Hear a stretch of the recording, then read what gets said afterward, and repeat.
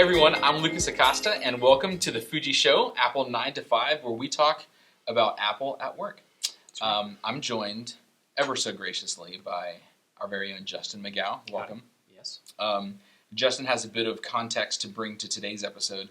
Man, I'm so excited about today specifically. I feel like we haven't done a show in months. It feels like a while, yeah. It's been a while.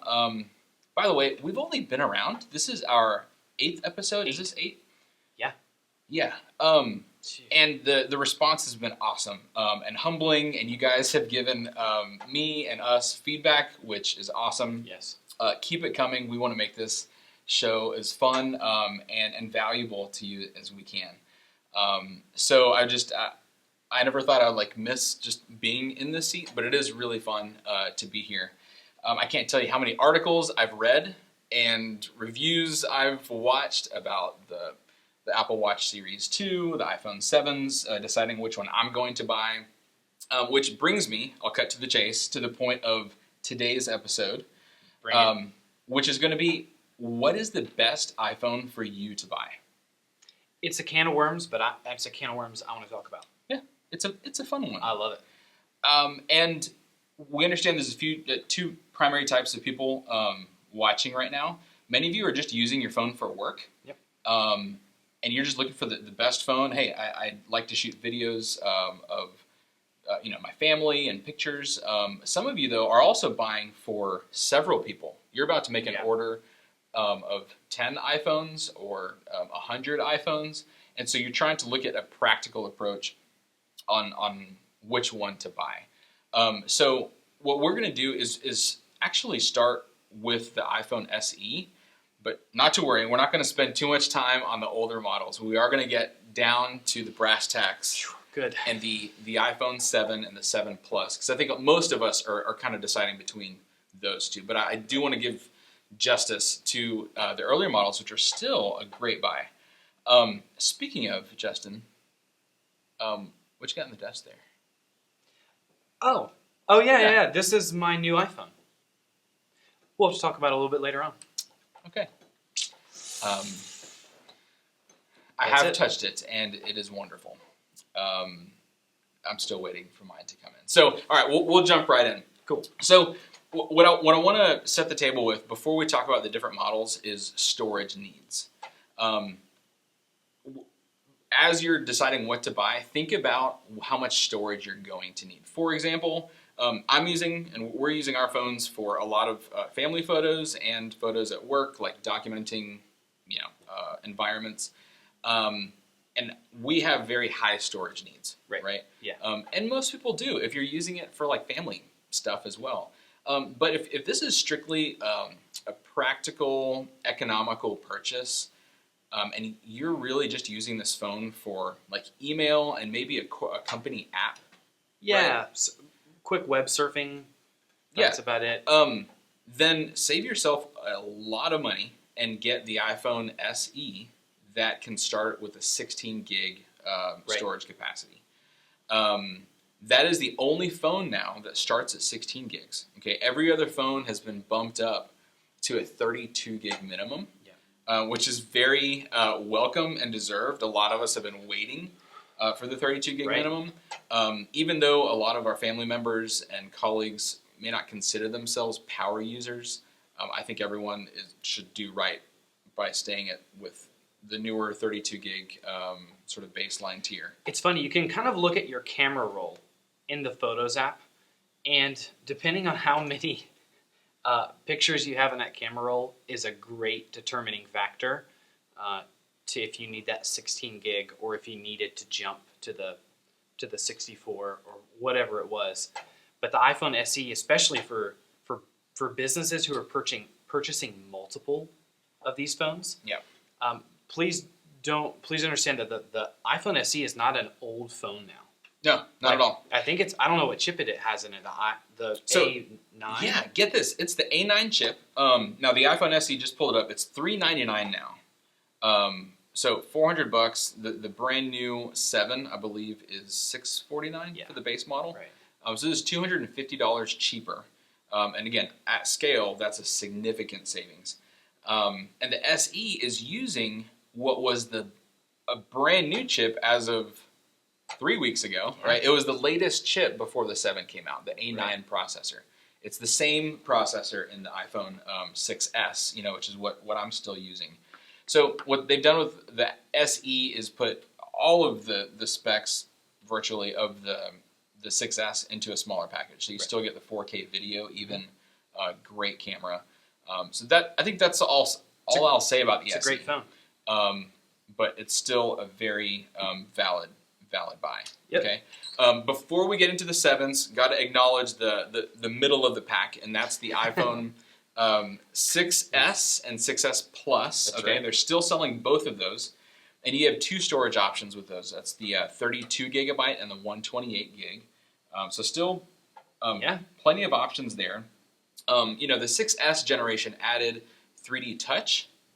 Let me pull up my little comparison sheet that I made. Apple here. Pay, right? Apple Pay. Yeah. Yep. And of course the bigger screen. Yep.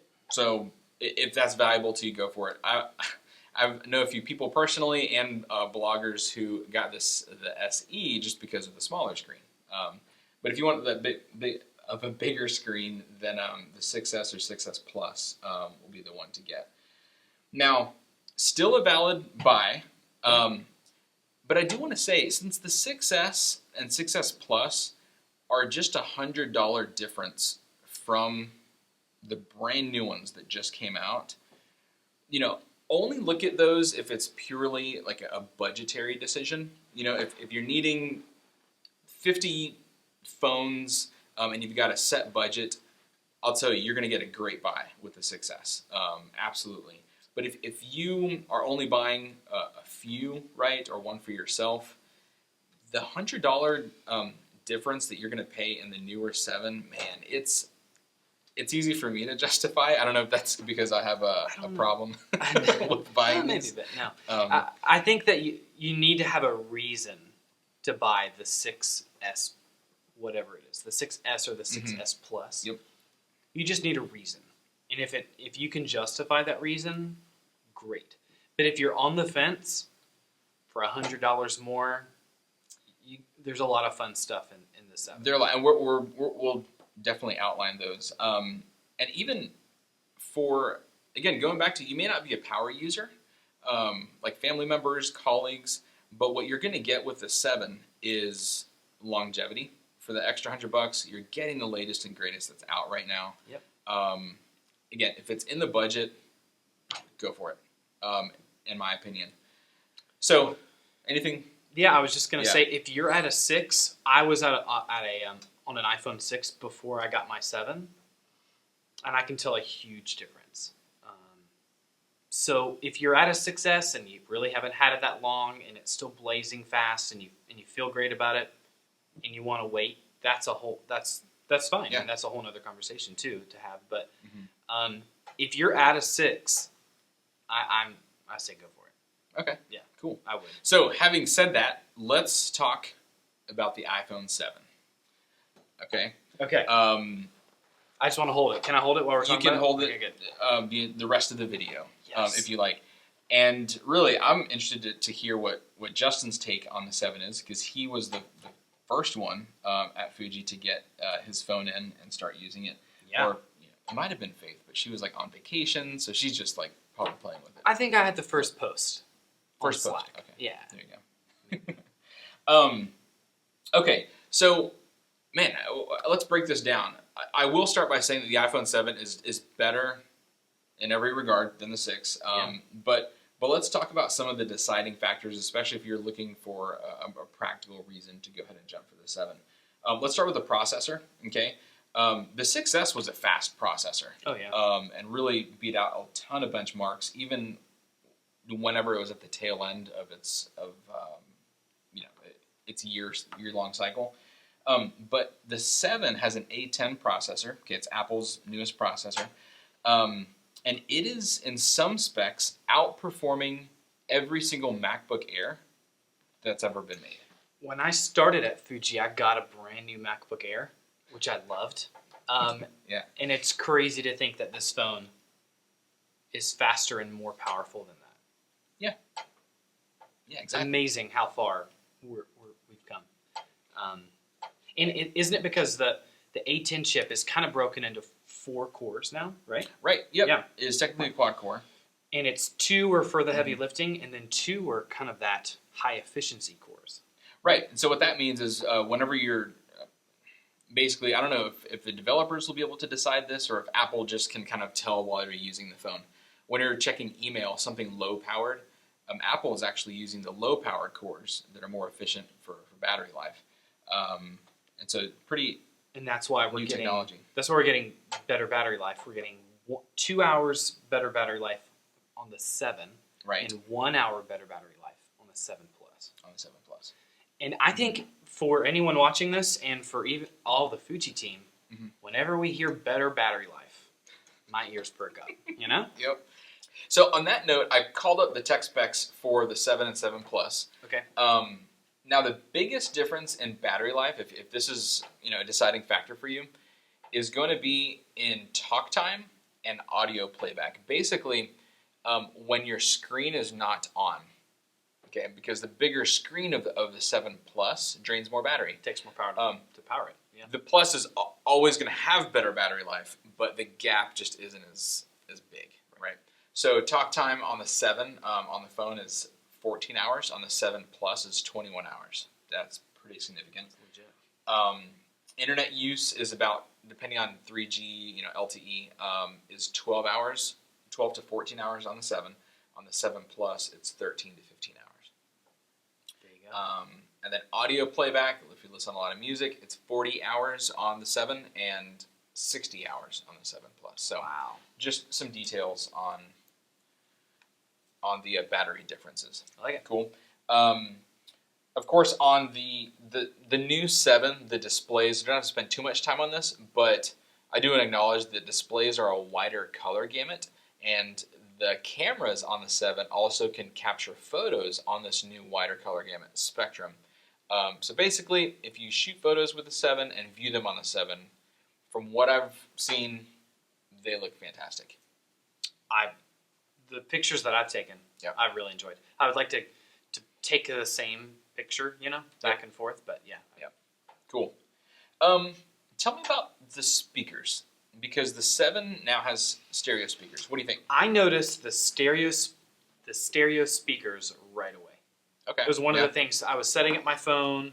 I was setting it up from scratch, and I was just went to a YouTube video real fast, probably watching some type of a review. And when I heard it, I was like, "Oh wow, I completely forgot about the stereo speakers." So, is it your 5.1 Dolby Digital surround sound? No, it's not meant for that though. But there's more volume, and it is noticeable. Got it. Yeah. Cool. Next on the list is the camera. Okay, on the 7. If you're thinking about upgrading, man, I think that this is one of the reasons I upgrade every year. I justify it to myself because I'm just buying a new camera every year where I can take better pictures for family and things like that.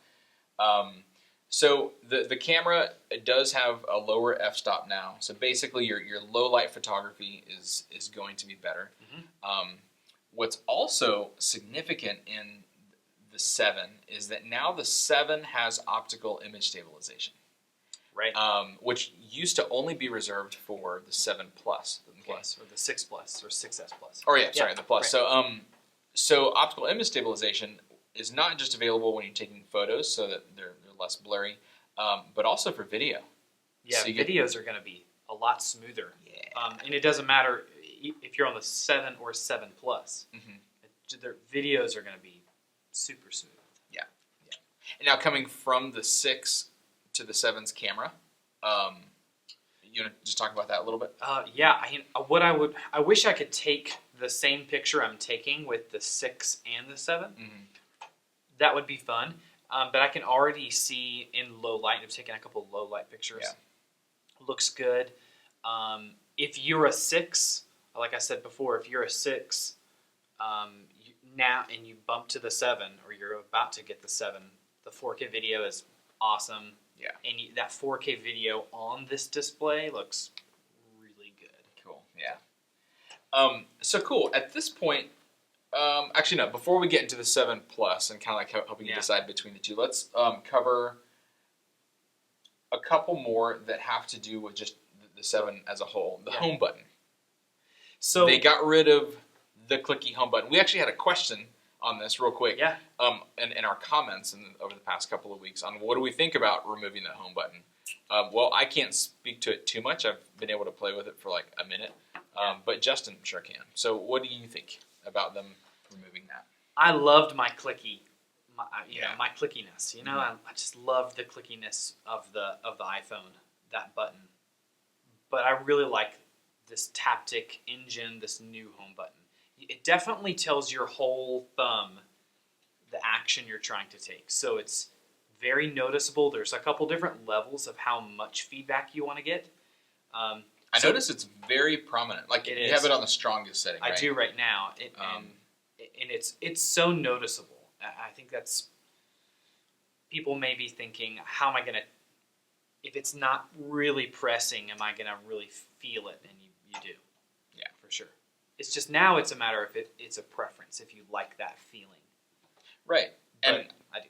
Cool. And I personally do. This is now Apple's, I think, 4th iteration for this kind of haptic engine or Taptic engine, what they call it.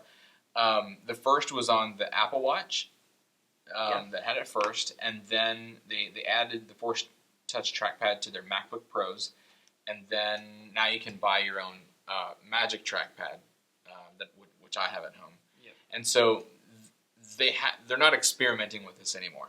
This is something that it's only natural that it's now on the iPhone. Yep. And I think from just using yours for a few minutes, I think they've perfected it. And it's really neat to feel little haptic, surprises just throughout the apps that you're using. When you archive an email, it does a very faint little it's really nudge crazy to let you know what you just did. So that's pretty cool. Now, go ahead. Now, I was just going to say that the home button, changing the home button was the make or break, I believe, for the water resistant. Yeah. Being water resistant. So I don't know if you want to talk about that. Yeah, that's a huge point, especially if you're deciding on, again, the practicality of the 7. Is it worth the money? If you're using it outdoors a lot, rain, for example, we work with construction companies. Yep. Not only is the iPhone has a certain water resistance specification, I want to say, is it a few feet? It's 1 foot deep for a few minutes. I don't know if Daniel could guess. Like 10 minutes? I don't know. Yeah. So it's not like a 50-meter type thing, but it is water resistant and dust resistant as well. Yep. So from a longevity perspective, that's really awesome. And I even saw a YouTube video where they did a deep water test, so totally breaking all the rules. They did a deep water test between the iPhone 7 and the Samsung Galaxy S7, so the Samsung's latest model. 7. Again, you're not supposed to take any of them this deep. I think they took it 50 or 100 meters. And the S7 showed damage a whole lot sooner and it was completely unusable by the end of the test than the iPhone 7. The iPhone 7 showed some damage, like around the edges, but it was still like responsive and still completely usable. That's crazy. It seems like they've done a good job. It's nice to know that if I'm out in the rain, or if I'm out in the rain running the car to pick up the family or whatever it is, whatever example you have, this doesn't have to be a concern anymore of mine. Exactly. I don't have to worry about if it's going to get wet or not. Yep. So the next one, which it's funny that we haven't talked about it up until this point yet, is that Apple removed the headphone jack on the iPhone. What do you think about that? By the way, double plus by having Justin on the show today. You're a fan of good audio.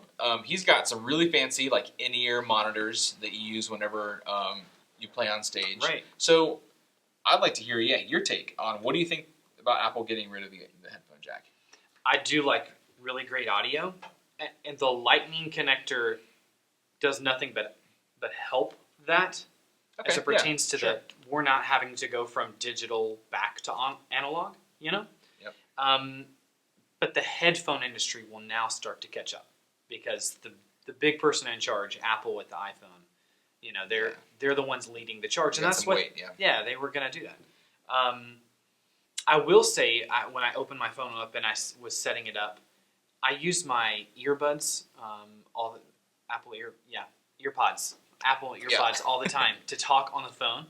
It's just a habit of mine. And so one of the Foojee team members called me or texted me and said, "Hey, can I chat about a client?" And I said, "Sure." And I grabbed my regular headphones and went to go plug them into my new phone, and it made me laugh out loud. It literally made me laugh out loud. But I wasn't mad. I just grabbed the pair that came with it and plugged it in and talked on the phone. But I can't believe that I did that in the first 10 minutes having the phone as I tried to plug headphones in. Which is so funny. I know removing the headphone jack just makes for a great headline. There's plenty of media talking about it. But at the end of the day, you know, I was really interested to see how Apple approached it, what their reasoning for it was. Are they going to make everyone buy an adapter if you're not ready to move right away? But Apple included an adapter in the box, and included one, which I don't think they've ever done before. Yep, never done it before. And if you lose it, it's $9. It's not a $29, adapter of any sort.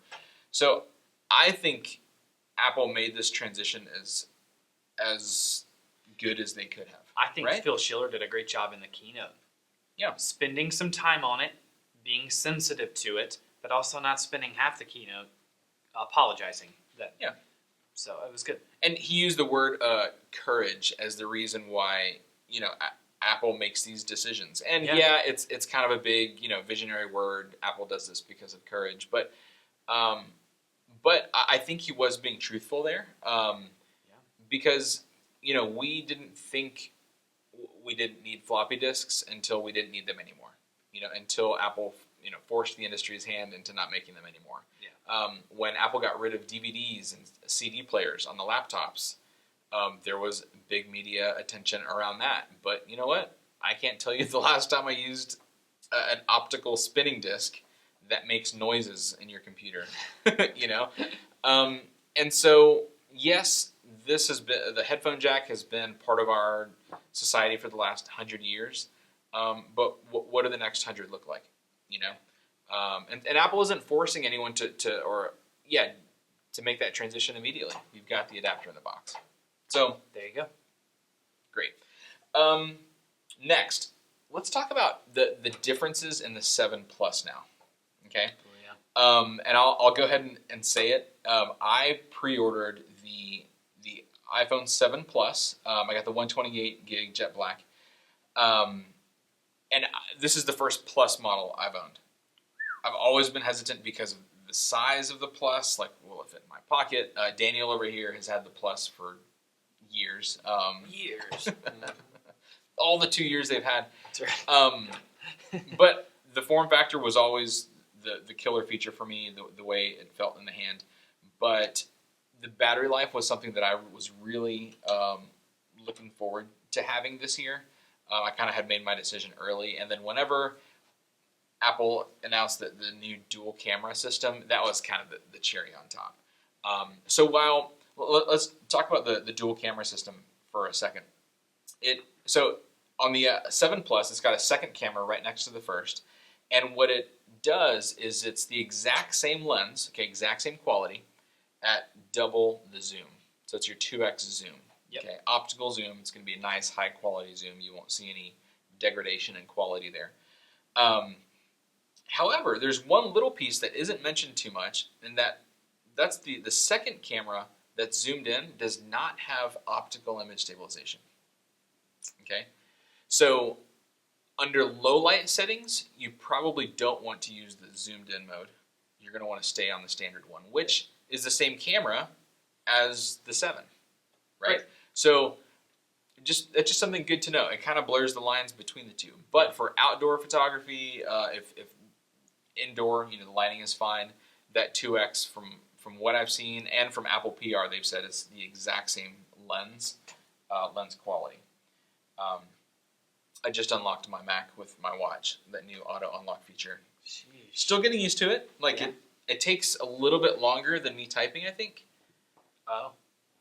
Well, maybe it's just because my brain is resting. So it feels forever. It feels forever, but maybe it's the same speed. My brain rests during the times my computer is unlocking, and that's it. Yeah. It's good. Great. So that covers it for the iPhone 7 Plus conversation. Hopefully that gave you a little bit of context in making your decision. There's so many of those conversations going around right now. I love them. Yeah, it's great. Exactly. So before we move on further, let me just mention this question of the day. Let us know which model you're ordering. And then if you have already ordered, what's your arrival date?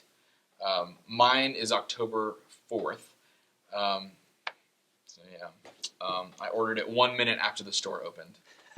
And still October 4th. So now did your shipping date move up?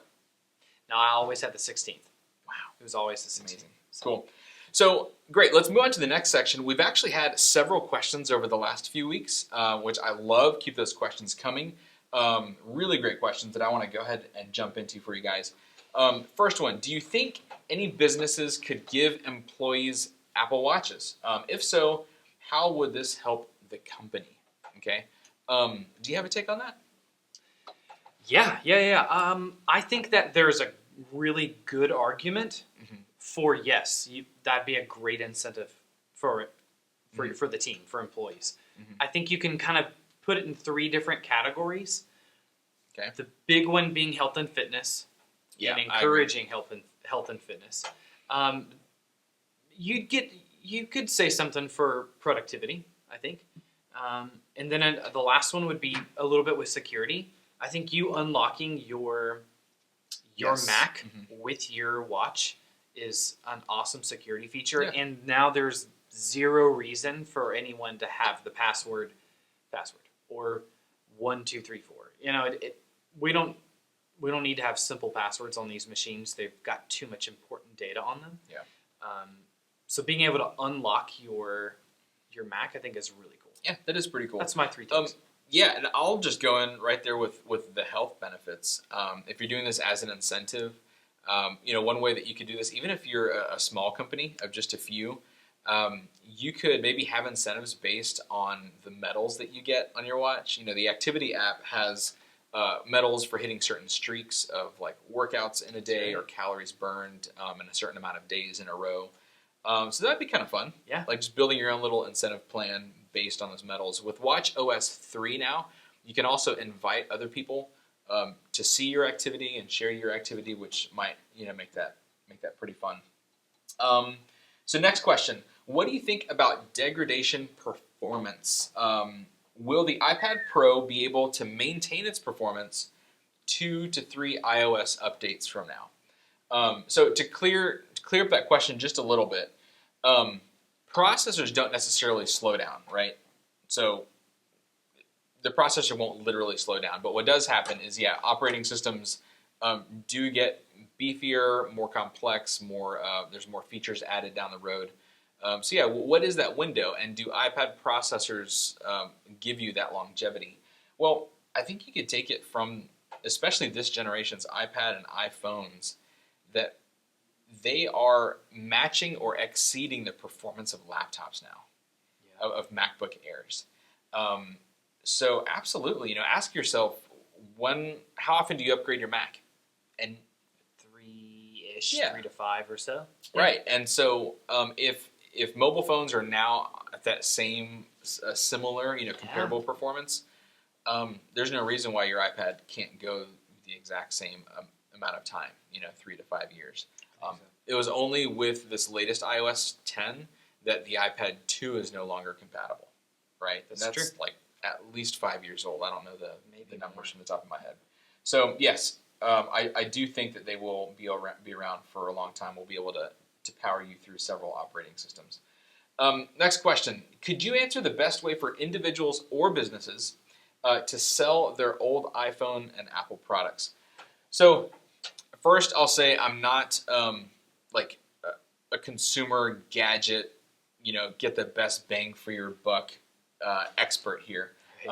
But let me throw out just a few options there. Apple has always been able to buy back your iPhone from you. They'll do that with an Apple gift card, which is pretty cool. Mm-hmm. What I just found out today is that they will actually buy back a Mac as well. I didn't know that. Me neither. So if you go in Wow. to recycle it, I believe. Yeah. And can you do it online, Daniel, beforehand? Yep. They'll let you know ahead of time if they'll take it, if it's in a working order, if it's a certain age, and so that's pretty cool. And that does keep it nice and simple because you're probably buying it from Apple anyway.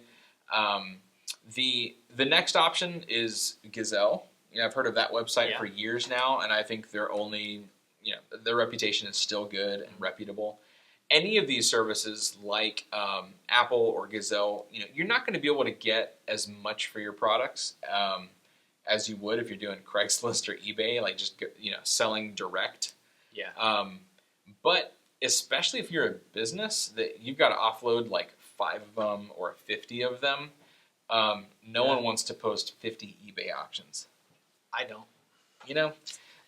So I'm glad that not just Gazelle, but even Apple, is now offering that. It's just going to make it nice and easy for businesses. It's worth the advantage and the time savings, just to go with Apple. Hey, Macy. I think, what's up? You're fine. I think a little side note: if you're gonna if and when you're gonna sell your phone, if it's a personal phone, just make sure you sign out of your iCloud account, before you wipe it. Yeah. Or they're good one. Thank you. It's gonna get to the destination and they're not gonna be able to use it. Yeah.